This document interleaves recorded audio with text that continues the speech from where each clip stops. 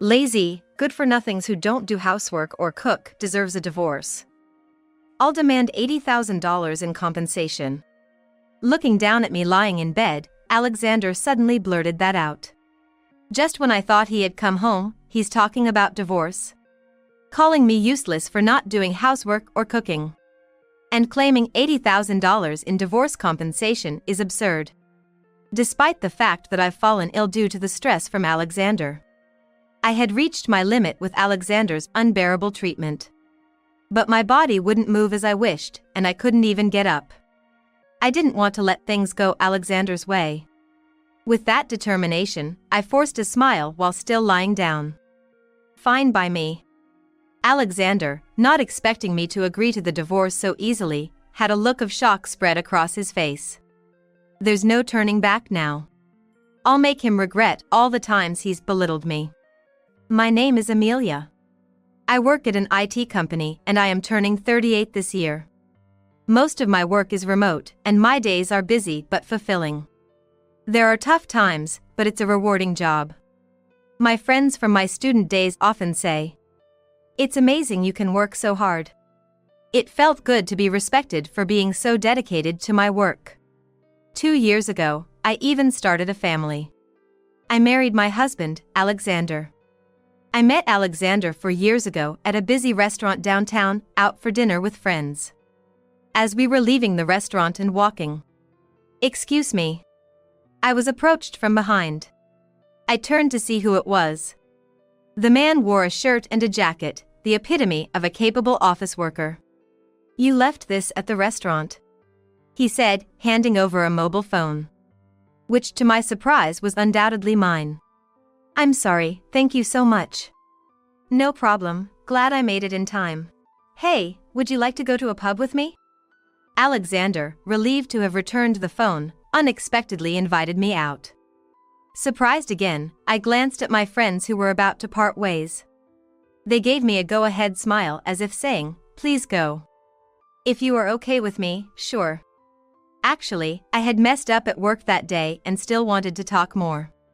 My friend had a date with her boyfriend and couldn't stay out late, so Alexander's invitation was perfect timing. After parting with my friend, I went to a nearby pub with Alexander. That was the beginning with my now husband, Alexander. At the pub, we shared work frustrations and quickly hit it off, feeling as comfortable as if we were old friends. When we left, Alexander asked for my contact. And we started seeing each other, leading to marriage 2 years later. It was surprisingly smooth, even astonishing to me. Considering my focus had always been on work, I was lucky to even get married. That's what I thought at the time. "Amelia, get me some beer," asked Alexander, lounging on the sofa and fiddling with his phone in the living room. I sighed yet again. How many times has it been? I've lost count. It's been 2 years since I married Alexander, and I'm nearing my limit with his sloppiness. Alexander, who works at a well-known bank, always boasts about being an elite and claims that people working at the bank are the most important. I had no idea before marrying that he thought so highly of himself. I knew he was proud of his work, but being constantly reminded is exhausting. "I'm tired of getting it for you. I'm busy, get it yourself." I was working and couldn't cater to Alexander's request, so I refused. Then Alexander, scratching the back of his head, said in annoyance, "You call remote work busy? I had all sorts of tasks at the office today and I'm exhausted." He scolded. "Just because it's remote work doesn't mean it's easy." Even when I retorted, he would shoot back at me with sarcasm. "Anyone can say that. You can take breaks whenever you want." I got tired of arguing back and silently stood up from my chair and reluctantly went shopping. Here, I bought the beer. Alexander didn't thank me for shopping, nor did he pay for it, just silently taking the beer. Then he was absorbed in his phone again. This is more like master and servant than husband and wife. Why did Alexander marry me? No, why did I marry Alexander? I sighed. It goes without saying that Alexander left all the household chores to me and did none himself. As a dual-income couple, I once suggested we share the chores. Share the chores? Don't joke. You're always home, Amelia. It's only natural for you to do them. He laughed it off. But I do go to the office sometimes, and I can't always do all the chores. Office visits are rare, right? Hire a housekeeper for those days. Alexander stubbornly refused to do any chores. He belittles my job as easy, rushing me to finish the chores, and yet often seeks physical intimacy at night. However, there's no sign of us having children. If there's a reason, it's probably me. I've heard women in their late 30s have a harder time conceiving. I thought if we couldn't have children, we should enjoy our marriage, but Alexander seemed unhappy. Can't even have kids, what's the point of marriage? He said dismissively, and I was infuriated. He's useless at home himself. I doubt he's really competent at his job. A truly capable person manages personal affairs well and easily handles household chores. I had my doubts about Alexander's work performance. Speaking of doubts, in the past few months, Alexander's return home had been noticeably later than usual. I don't know about the busy season in banking, but when I comment, "You've been busy lately. Unlike you, my job is tough," he would just respond so and nothing else. Suspicion was inevitable when he continued coming home past midnight for months. I naturally suspected infidelity. One night, Alexander came home late as usual and collapsed at the entrance. Approaching him, he seemed too drunk to stand. With his eyes closing, he was about to lose consciousness. Sighing, I moved to unfasten his tie, and then Alexander muttered, "Hold up, Victoria. Come on, just a little longer?" Hearing that sweet, melting tone, I was shocked. "Victoria? Who's that?" Whether it was sleep talk or drunken confusion, Alexander simply fell into a comfortable sleep. Now seriously suspicious, I installed cameras around the house. Next week, I'll be away on a business trip for the weekend. If Alexander is cheating, it's the perfect opportunity to bring his lover home while I'm away. Of course, there's no certainty he'll bring someone home, but it would be evidence if he did. That's why I installed the cameras. A week later, with an oblivious face, I said, "Well then, I'm off on my business trip." To which Alexander waved smiling. "Have a good trip." His face looked too happy, and it angered me. 2 days later, returning from the trip, I immediately checked the camera footage. Sure enough, there was Alexander, bringing his lover home and into our bed. I couldn't watch it all, it made me nauseous, so I stopped midway. But this was clear evidence of infidelity. I clenched my fist, almost crushing the camera. This was unforgivable. There's a limit to how much he can mock me. Did he think this would be forgiven? Once it was certain Alexander was cheating, I was filled with anger and sadness. Afterward, each time Alexander insulted me about the food or the dirty floor, my stress built up. I was contemplating when to tell him about the divorce, but my work suddenly got busier and I lost the right timing. Eventually, overwhelmed by work and household chores, my body couldn't keep up. One day, I suddenly collapsed with a high fever. I took the day off work. Of course, I couldn't do any housework either. Alexander must have known I was unwell from the morning, but he left for work silently and returned home at 6 p.m. Earlier than usual. Then, he came to where I lay sick in bed. The smell of alcohol made me feel nauseous. Without a care for me, Alexander smirked. "Lazy, good-for-nothings who don't do housework or cook deserves a divorce. I'll demand $80,000 in compensation." Looking down at me lying in bed, Alexander suddenly blurted that out. Divorce, out of nowhere? Calling me useless for not doing housework or cooking? And demanding $80,000 in divorce compensation is absurd. I've fallen ill because of the stress from Alexander. I was reaching my limit with his treatment. But my body wouldn't move as I wished, and I couldn't even get up. I didn't want things to go Alexander's way.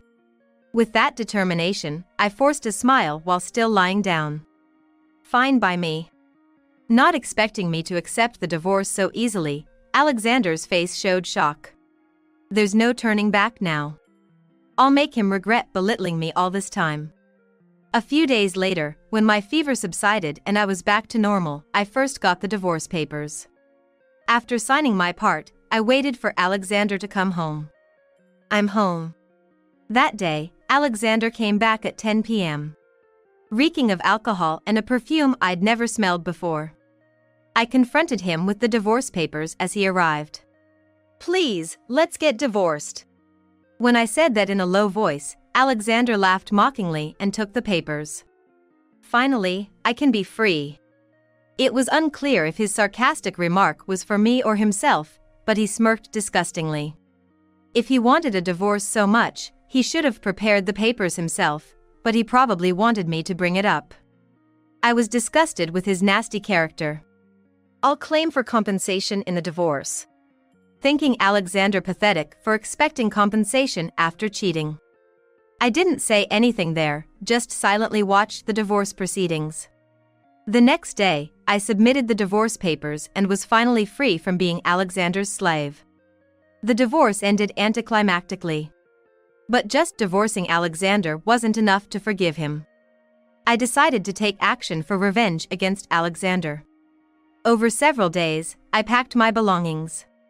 I was leaving this house. It was a used apartment we bought when we married 2 years ago, but I wasn't attached. So, I decided to leave myself. Don't ever come back. Alexander watched me pack, laughing with glee. He was probably planning to live with his lover in this house once I left.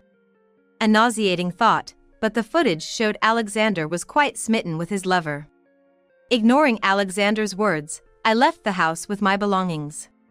Phew! At least now I'm free from Alexander's abuse.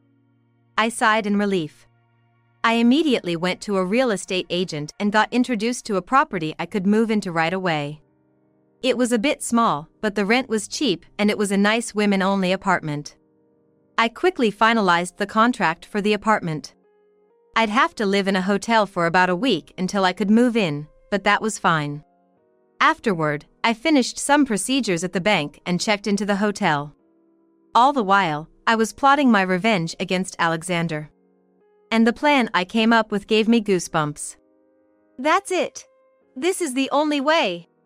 Imagining Alexander's astonished face made me almost laugh. Just watch. Don't think this is the end of the matter. The next day, I immediately set my plan into action. I felt bold for what I did. After finishing the work, I was satisfied.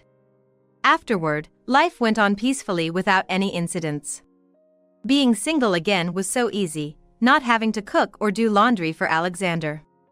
I regretted not divorcing him sooner. A month later, I got a call in the middle of the night. Woken up by my mobile phone's ringtone, I wondered who it could be at this hour and saw it was Alexander.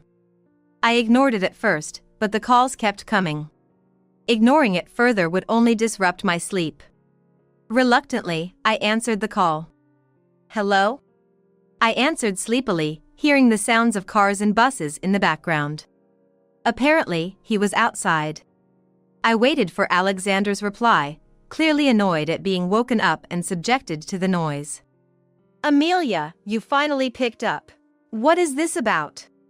Alexander's yelling voice echoed in my ear. I knew what he was going to say, but acted like I had no clue. What are you talking about? Don't play dumb. I got a call from the bank yesterday. They suddenly fired me. I'm on my honeymoon in Italy, and this makes no sense. A honeymoon in Italy. There must be a significant time difference. Hence the call at this hour. Typical of Alexander, not considering my situation. That's tough. Good luck with that, bye. I responded casually, about to hang up. Hey, wait. But Alexander protested loudly, so I sighed and paused before hanging up. I asked why I was fired. They said I caused the bank to lose a client. And guess which company that client was? It was yours, Amelia. Alexander explained the circumstances of his firing, but I had expected this to happen. After all, I was the one who planned it. I closed my eyes and took a deep breath. If I was going to get my revenge on Alexander, now was the time. After taking a deep breath, I began to speak. Yes, I know. Because I'm the one who stopped doing business with your bank, Alexander. There was a gasp of surprise on the other end. I could hear the pampered voice of his mistress next to Alexander. Unperturbed, I continued. You might not have known, but it's my company. I'm the CEO. Yes, I'm the CEO. Alexander thought I was just a regular remote worker, but in reality, I'm the boss, just not often on site. I quit my first job right after graduating college and succeeded in starting my own dream company within 3 years, which has been growing for over a decade. The bank where Alexander worked was the one that had provided significant loans to my company. After leaving Alexander, I decided to repay all the money I borrowed from the bank. The sales representative was shocked. They would lose the interest they were supposed to receive. The lump sum repayment must have been an unexpected event for the bank. Could you reconsider your decision? The sales representative asked me in a panic. To that, I placed my demand. There's just one condition. Fire Alexander Grant. I decided to request that. The representative hurriedly brought their supervisor. He was someone I knew from before. What happened all of a sudden? When the senior executive asked me, I decided to tell everything. Actually, Alexander Grant was having an affair with your president's daughter. He mocked me terribly, divorced me without paying any compensation, and now he's about to remarry. I couldn't stand it. The information about Alexander's affair with the president's daughter came from the footage of the hidden camera in the house. The audio was captured too, so I heard all the conversations between Alexander and his mistress. Both the representative and the executive turned pale when they heard my story and seemed to want to continue doing business with my company. Probably, the news reached the president, who must have been furious to learn his daughter was having an affair with a married man. They promised to fire Alexander, so I reconsidered the lump sum repayment. That's why I'm still doing business with the bank where Alexander worked. I knew about Alexander's firing even before he told me over the phone. You're the dishonest one. You made me do all the housework, mocked me, and cheated. And yet you think I'm the bad one?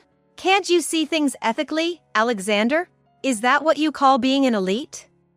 Ridiculous. I'll claim for compensation in the divorce. To think you, the cheater, could claim anything is absurd. Also, I changed the ownership of the house loan. I was the one paying it, but now it's your responsibility. I unloaded all the stress I had received onto Alexander over the phone. What? Alexander seemed unable to counter my justified argument. But then, a weaker voice than before came from the other end of the line. Please, forgive me. Spare me the divorce compensation. And the house loan too. Victoria is pregnant. I can't imagine being in debt when the child is born. I've been fired and am at a loss. Please, let me off the hook. Alexander's pathetic apology only made me sigh. I felt stupid for enduring this man for 2 years. Forgive? There's nothing to forgive. I want nothing to do with you, Alexander. The compensation is a settlement. This is all your fault, isn't it? Why should I have to put up with it? I won't talk to you again. You can keep running away in Italy for all I care. Goodbye. Ignoring Alexander's plea to wait, I hung up. He should be grateful I even answered his late-night call. Sighing, I went back to bed. I probably won't talk to Alexander again. I can live my life without any connection to him. Later, after Alexander and his mistress returned from Italy, my lawyer claimed the divorce compensation. Alexander had apparently spent a lot of money on his mistress, leaving almost no savings. The mistress, being the president's daughter, was scolded and disowned by her father. So, they couldn't rely on her parents' money and had to go into debt. Finding a new job was difficult for Alexander, as his recent scandal was widely known. Though he always claimed to be an elite banker, I heard he often slacked off at work, affecting his performance. For the company, it was a perfect excuse to fire him. Alexander and his mistress are now living off part-time jobs. With her being pregnant, she won't be able to work soon. I doubt Alexander can support 3 people on his own. Well, they deserve to struggle as far as I'm concerned. Meanwhile, my business is thriving. And I received a larger loan from the bank where Alexander worked. My salary has increased, and I'm planning to buy my own house. Building my own home has been a dream for a long time. And I'm looking forward to it. I may have lost a husband, but I have friends and supportive business partners. I'm in an incredibly fortunate situation and am ready to continue working hard.